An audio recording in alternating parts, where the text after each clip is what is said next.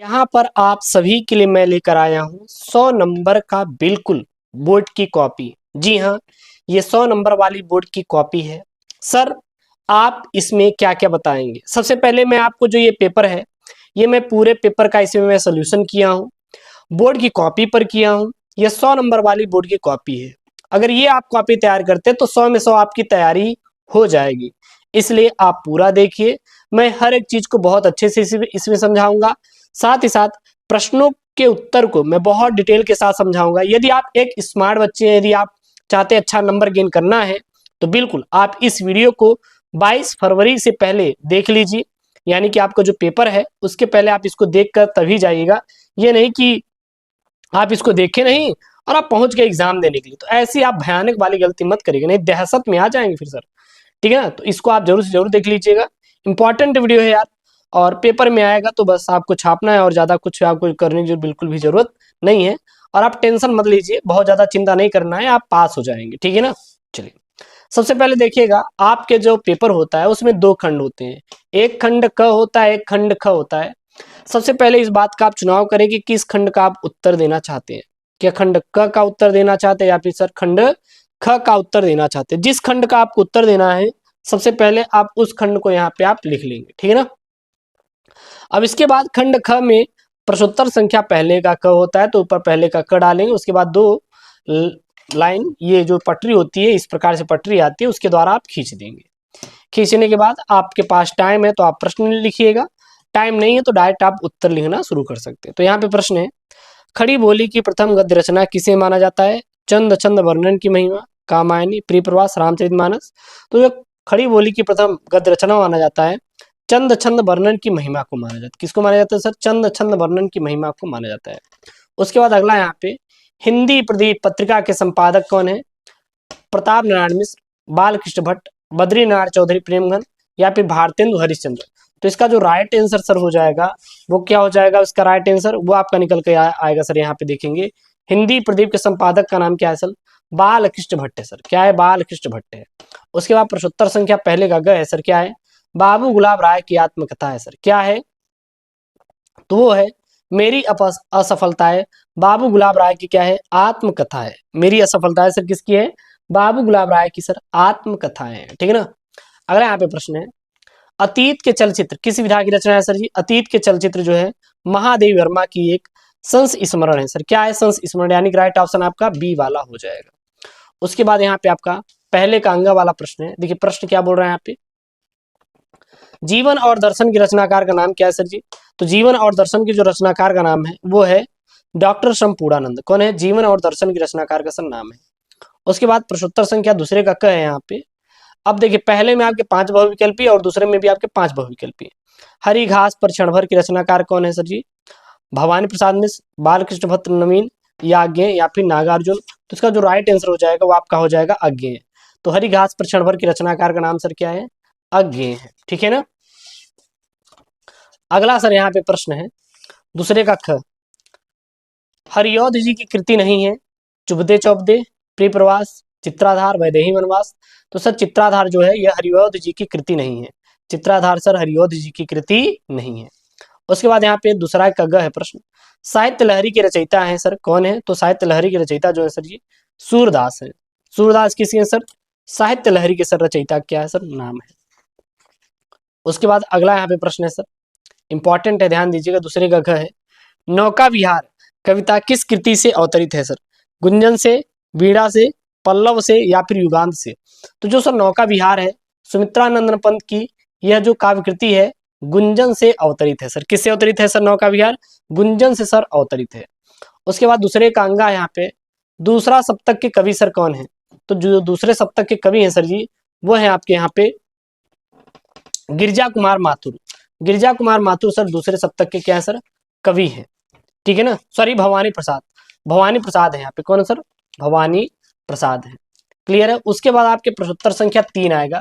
जो 3 रहेगा यह आपका क्या रहेगा सर जी? गद्यांश रहेगा। क्या रहेगा सर? गद्यांश रहेगा। वो भी 10 नंबर का आपका गद्यांश रहेगा पेपर में। अब जो 10 नंबर का गद्यांश है, यदि आपके पास टाइम है तो आप सेम टू सेम उतारिएगा, टाइम नहीं है तो आप क्या करेंगे? डायरेक्ट प्रश्नों का उत्तर देंगे। ठीक है ना? ध्यान दीजिएगा, इसलिए मैं आपसे बोला था ये 100 नंबर वाली भाई कॉपी है। चिंता ना करो, 100 नंबर वाली, 100 में 100 आपको पक्का इसमें मैं दिलवाऊंगा, ठीक है ना।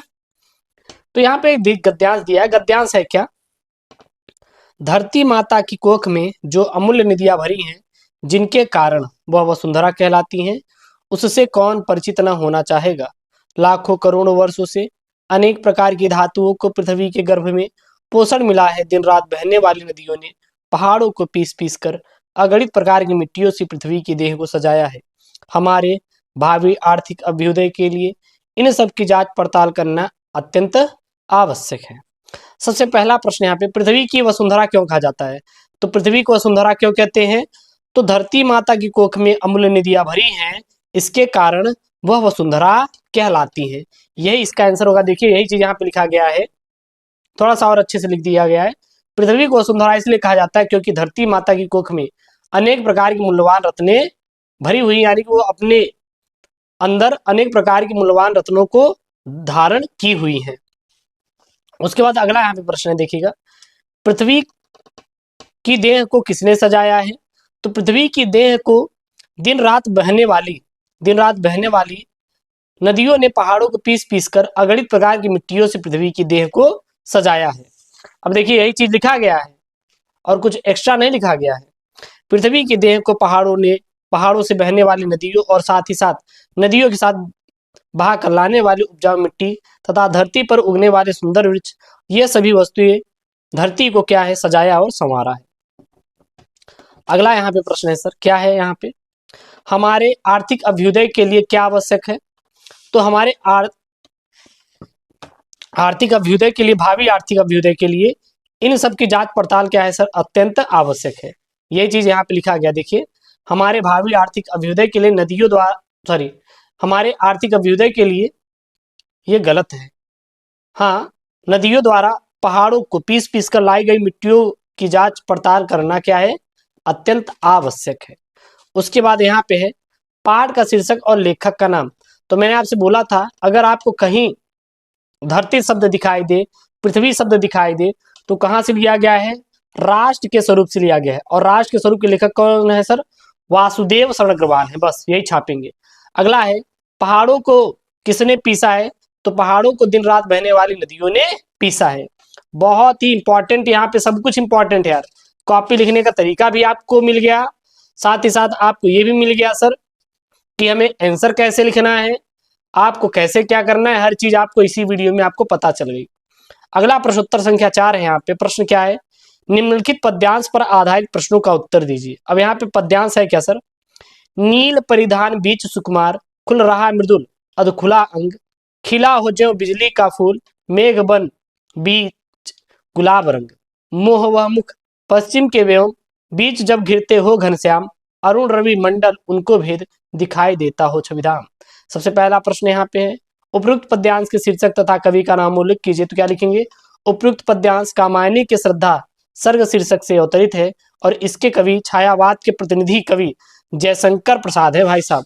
उसके बाद यहाँ पे रेखांकित अंश की व्याख्या करना है, किसका, यहाँ से, खिल रहा हो ज्यों बिजली का फूल, मेघ बन बीच गुलाबी रंग।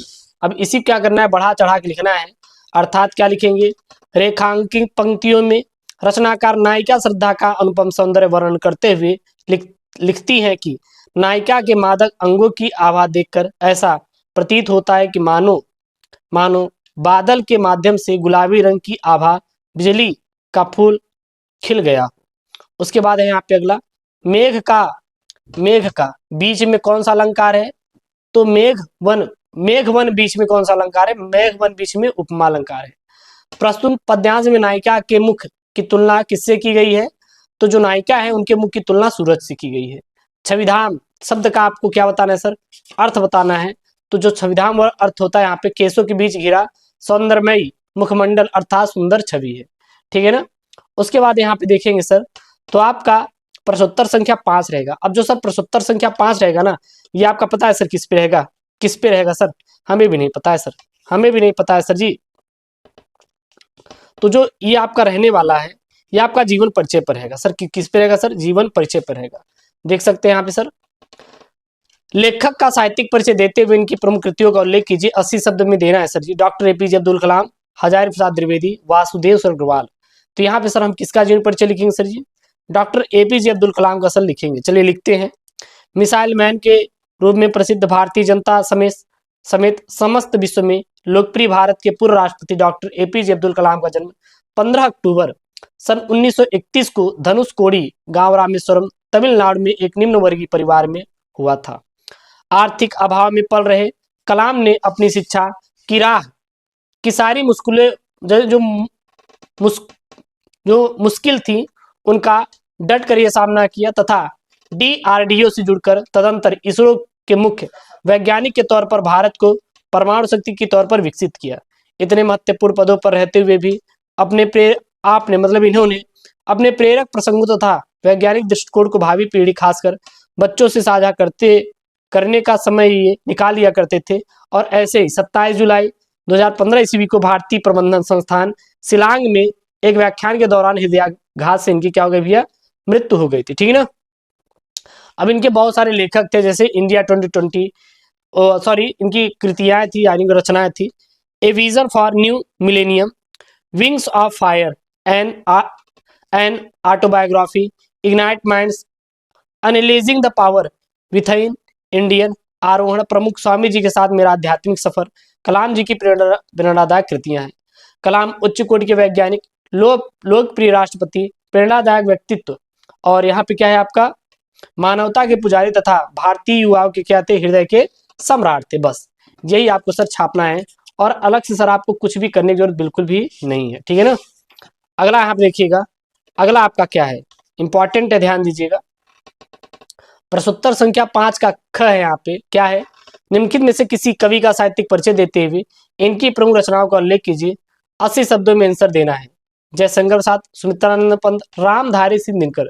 सर कौन है, रामधारी सिंह सर दिनकर है यहाँ पे। ठीक ना, इंपॉर्टेंट है, ध्यान दीजिएगा। जो आपके पेपर में आएगा मैं आपको वही आपको यहाँ पे बता रहा हूँ। ऐसा नहीं कि मैं आपको सर कुछ भी बता दूंगा जो आपके पेपर में नहीं आएगा, कोई मतलब भी तो नहीं है ना। तो यहाँ पे आपका कवि का आएगा जिसमें जयशंकर प्रसाद, सुमित्रानंदन पंत, रामधारी सिंह दिनकर है। तो यहाँ पे मैंने जो लिया है वो सुमित्रानंदन पंत का सर लिया। किसका लिया सर, सुमित्रानंदन पंत का मैंने सर यहाँ पे लिया है। ठीक है ना, पेपर में आएगा, केवल आपको क्या करना है सर, छापना है। पेपर में क्या करना है सर, छापना है, और आपको कुछ भी करने की जरूरत बिल्कुल भी नहीं है। ठीक है, तो सुमित्रानंदन पंत के बारे में क्या लिखेंगे, प्रकृति के सुकुमार कवि सुमित्रानंदन पंत का जन्म उत्तराखंड के कुमायूं प्रांत के कौसानी नामक ग्राम में सन 1900 ईस्वी में हुआ था। बचपन से ही कवि हृदय सुमित्रानंदन पंत ने उच्च शिक्षा के लिए प्रयागराज का रुख किया और इसे ही अपनी कर्म स्थली भी बनाया। सन 1942 में लोकायतन नामक संस्कृत पाठ का निर्माण किया और अरविंद दर्शन का प्रभाव उनके कार्य पर भी पड़ा और इन्होंने प्रयागराज से ही रूपाभ नामक पत्रिका का संपादन किया। और सन 1950 में पंत आकाशवाणी से जुड़े और विभिन्न राष्ट्रीय पुरस्कारों से पुरस्कृत पंत ने हिंदी साहित्य में छायावाद की धारा का प्रवर्तन भी किया।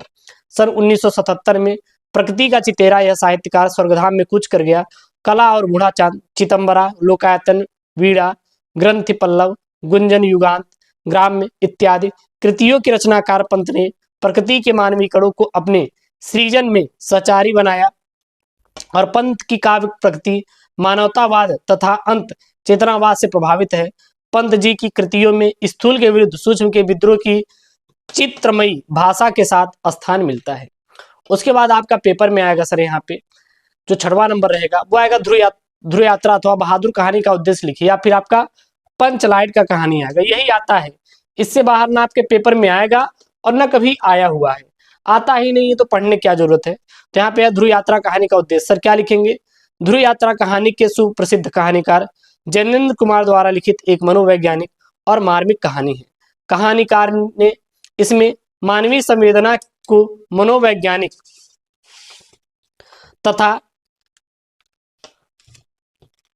तथा दार्शनिक दृष्टिकोण में सम्मिलित करके एक नई विचारधारा को जन्म दिया है। प्रस्तुत कहानी में जैनेन्द्र ने बताया है कि प्रेम एक पवित्र बंधन है और विवाह एक सामाजिक बंधन है। प्रेम की भावना व्यक्ति को लक्ष्य तक पहुंचाने में सहायता करता है और प्रेम में पवित्रता होती है और विवाह में स्वार्थता। क्योंकि जाहिर सी बात है, अभी कोई विवाह करने आएगा तो स्वार्थ ही तो सिद्ध कर रहे हैं, क्योंकि वो लड़के में देखेगा कि इसकी सरकारी नौकरी है या नहीं है, पैसे वाला है या नहीं है। प्रेम की पवित्रता को आदर्शवाद की कसौटी पर कसना ही कहानी का प्रतिपाद्य रहा है। आपने प्रतिपाद्य को प्रकट करने में कहानीकार को पूर्ण सफलता मिली है और कहानीकार के अनुसार व्यक्तित्व की अपेक्षा सार्वभौमिक और अलौकिक उपलब्धि अधिक क्या है, श्रेष्ठ है। अतः प्रेम की सर्वोच्चता को दर्शाना ही इस कहानी का मुख्य उद्देश्य है, जिसमें कहानीकार को पूर्ण सफलता मिली है। उसके बाद प्रश्नोत्तर संख्या जो 7 रहेगा, यह आपका स्वपठित खंड काव्य रहेगा, जो कि आपको स्वपठित खंड काव्य के आधार पर उत्तर देना रहेगा। 80 शब्दों में आंसर देना है। तो यह आप अपने जिले के अनुसार करिएगा। जैसे यहाँ पे मैंने आलोक वृत्त का लिया है और इन्हीं का मैंने किया है, आप अपने जिले के अनुसार कर लीजिएगा। जिस जिले का होगा वे बच्चे ये पढ़ ली। तो जैसे मैंने यहाँ पे आलोक वृत्त का लिया है, आलोक वृत्त खंड काव्य के सप्तम सर्ग का मैंने कथा वस्तु यहाँ पे दिया है। तो गुलाब खंडेवाल कृत आलोक वृत्त खंड काव्य का सप्तम सर्ग 1942 को जन क्रांति को समर्पित है। द्वितीय विश्व युद्ध आरंभ होने के साथ सप्तम सर्ग भी आरंभ होता है। ठीक है। उसके बाद देखिए यहाँ पे, अंग्रेज भारतीयों को इस विश्व युद्ध की आग में झुकना चाहते हैं, परंतु भारतीय को कल्याण की कोई जिम्मेदारी नहीं लेना चाहते। क्रिप्स के भारत के दौर की असफलता ने गांधी के मन में स्वराज की भावना को दृढ़ किया। करो या मरो की स्थिति में गांधी जी ने 1942 में भारत छोड़ो नारे के साथ स्वाधीनता संग्राम के निर्णायक युद्ध का बिगुल फूंक दिया और संपूर्ण भारत में विद्रोह की ज्वाला भड़क उठी। कांग्रेस के सभा नेता जेल में भर दिए गए, किंतु अब देश की सामान्य जनता ने क्रांति का मोर्चा संभाल लिया था और अपने शांतिपूर्ण प्रयासों से ब्रिटिश जो सरकार थी उसके खिलाफ इन्होंने अपना लड़ाई किया था ना। हाँ, शासन की चूल्हे जला दी थी। ठीक है ना। आगे क्या लिखेंगे, हर एक इंपॉर्टेंट चीज यहाँ पे आपको मैं बता रहा हूं जो कि इंपॉर्टेंट है और आपके पेपर में आएगा। आगे सर क्या लिखेंगे, इस दौरान गांधी जी का कस्तूरबा के निधन रूपी व्यक्तिगत क्षति से भी गुजरना पड़ता है और इसी सर्ग में गांधी और उनकी पत्नी कस्तूरबा के मध्य हुए वार्तालाप का वर्णन है, जिसमें कस्तूरबा के मुक्त त्याग बलिदान तथा कर्तव्य भावनी के साथ गांधी जी का उनके लिए शुद्ध प्रेम भी अभिव्यक्त हुआ है। ठीक है ना। तो यही अगर आपको लिखना है तो लिख सकते हैं। उसके बाद जो आपका खंड खाएगा, यह संस्कृत का भाई साहब गद्यांश पद्यांश रहेगा। क्या रहेगा, संस्कृत का गद्यांश रहेगा और क्या रहेगा, पद्यांश रहेगा, जो कि आप के पेपर में देखेंगे तो यह आपका कितना नंबर का, 7 नंबर का रहेगा। तो लिखने का तरीका सबसे पहले क्या है, बेस्ट खंड डालेंगे, प्रश्नोत्तर संख्या डालेंगे, उसके बाद प्रश्न लिखेंगे। यहाँ पे महापुरुषा अलौकिक प्रलोभ ने बद्या नियत लक्षणान कदापि से लेकर कहाँ तक यहाँ पे नाट्य जत तक है। अब इसका आपको संदर्भ लिखना है। प्रस्तुत गद्यांश हमारी पाठ्य पुस्तक संस्कृत दिनदर्शिका के महामना मालवीय नामक पाठ से उद्गृत है। अब कैसे, क्योंकि यहाँ पे महापुरुष आपको शब्द दिखाई दिया इसलिए महामना मालवीय लगा दिए, तो 2 नंबर आपको ऐसे मिल जाएगा। आप कुछ भी करेंगे यार मिल जाएगा नंबर, आप बहुत ज्यादा डरिए और क्या मत। ठीक है ना। उसके बाद यहाँ पे आपका अनुवाद है, इसको अगर स्क्रीनशॉट करना है तो कर लीजिएगा, आपको अपने से करना है। संस्कृत देखिए उतना अच्छे से हम नहीं करा पाएंगे, नहीं तो गलत उलत हो गया तो पता लगा कहेंगे गुरुदेव के खुद ही नहीं इंग्लिश संस्कृत आती, हमें पढ़ाने चले हैं। ठीक है ना। फिर यहाँ पे श्लोक है आपका, इसका संदर्भ सहित हिंदी अनुवाद करना रहेगा। विद्या विवादाय धनम मदाय शक्ति परेशान परिपीड़नाय, यानी कि जो दुष्ट की विद्या होती है। देखिए यहाँ पे आगे क्या है, खला से साधु विपरीत मेत ज्ञानाय दानाय च रक्षणाय, यानी कि जो दुष्ट की विद्या होती है यह विवाद के लिए होता है, धन मद के लिए मतलब गांजा पीने के लिए गुरुजी, शक्ति लड़ाई करने के लिए, और इसके विपरीत जो सर सज्जन की विद्या होती है ज्ञान के लिए, धन ध्यान के लिए और शक्ति दूसरों की रक्षा के लिए होता है। देखिए यहाँ पे संदर्भ लिख दिए, कोई दिक्कत। उसके बाद प्रश्नोत्तर नंबर जो 9 आएगा ये आपका मुहावरा और लोकोक्तियां आएगा। अपने पैरों पर खड़ा होना 4 रहेगा, एक ही मैंने लिया है, असंभव काम करना यानी कि उम्मीद के परे होना। अब इसका असर क्या करेंगे, यहाँ आप सीधा करेंगे कि राम के माता पिता बहुत खुश है क्योंकि राम नौकरी पाकर अपने पैरों पर खड़ा हो गया। उसके बाद यहाँ पे आपका प्रश्नोत्तर संख्या जो 11 का क है। अब देखिए जैसे यहाँ पे अगर आपको एक छोड़ दिया गया है प्रश्न, मान लीजिए अगर पेपर में प्रश्न नहीं आ रहा है तो आप गलत ही लिखिए, लेकिन लिखिए जरूर, क्योंकि गलत का भी आपको नंबर मिलेगा, कुछ ना कुछ आपको नंबर जरूर से जरूर मिलेगा। उसके बाद शब्द युग्मों का यहाँ पे सही चयन करके लिखना है, जलद और जलज। तो जलद और जलद का क्या हो जाएगा सर जी, बादल और कमल हो जाएगा। क्या हो जाएगा सर, बादल और कमल हो जाएगा। अवलंब और अभिलंब, सर अवलंब और अभिलंब का सर क्या हो जाएगा, तो यहाँ पे सहारा और क्या हो जाएगा सर, शीघ्र हो जाएगा, ठीक है ना। उसके बाद यहाँ पे निम्नलिखित शब्दों में से किसी एक शब्द के दो अर्थ लिखिए। अच्छत कर द्विज, तो अच्छत का अखंडित या फिर जिसके कोई खंड ना हो, टुकड़े ना हो। धन का लावा भी अच्छत के रूप में हम लोग प्रयोग करते हैं। उसके बाद यहाँ पे वाक्यांशों के लिए एक शब्द का चयन करना है। किए गए उपकार को न मानने वाला कृतज्ञ कहलाता है। घृणा के योग्य घृणास्पद कहलाता है। उसके बाद दो वाक्यों को शुद्ध करके लिखना है। महादेव वर्मा विद्वान कवित्री थी, तो महादेव वर्मा एक विद्वान यहाँ विद्वान नहीं बल्कि विशुद्धि कवित्री थी। क्या था, विशुद्धि कवित्री हो जाएगा यहाँ पे, ठीक है ना। ये गलत लिखा है भाई, ये गलत लिखा है, इसको नहीं रहेगा, ये गलत है यहाँ पे।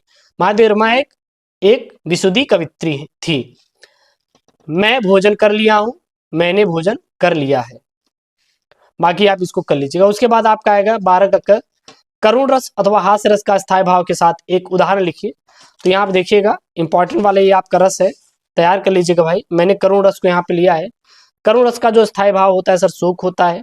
परिभाषा क्या लिखेंगे, शोक नामक अस्थायी भाव विभाव अनुभाव और संचारी भाव के संयोग से करुण रस की उत्पत्ति होती है। उदाहरण के लिए वृष्टि नभ का कोई कोना, मेरा न कभी अपना होना, परिचय इतना, इतिहास यही है, उम्र कलती आज मिट चली।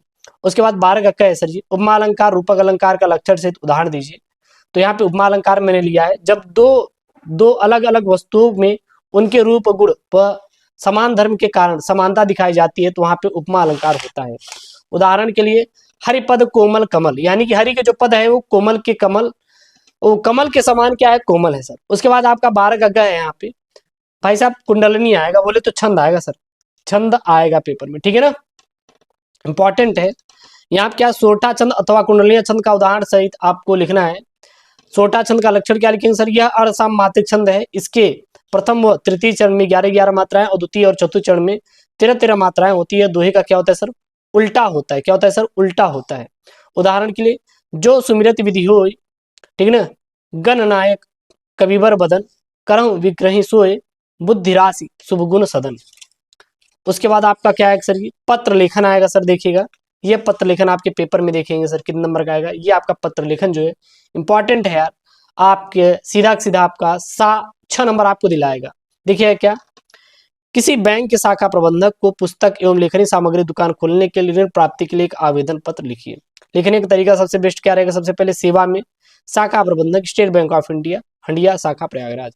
उसके बाद विषय में क्या लिखेंगे, पुस्तक एवं लेखन सामग्री दुकान खोलने के हेतु ऋण प्राप्त करने के संबंध में। सबसे पहले महोदय, निवेदन है कि मैं एक शिक्षित बेरोजगार युवक स्वरोजगार हेतु अपने निवास क्षेत्र में पुस्तक एवं लेखनी सामग्री दुकान खोलने का इच्छुक हूँ।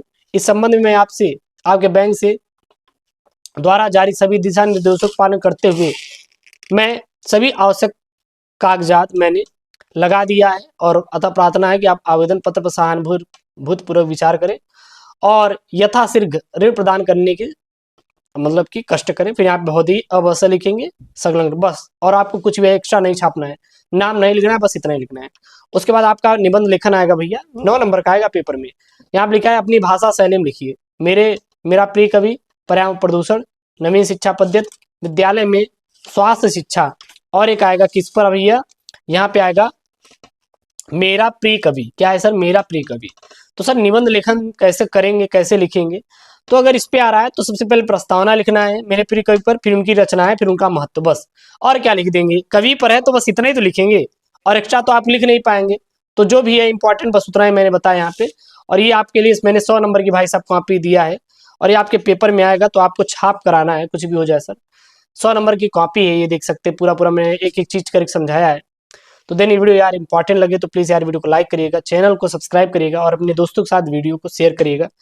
मिलते हैं नेक्स्ट वीडियो में दोस्तों। थैंक यू, जय हिंद, टेक केयर, बाय बाय।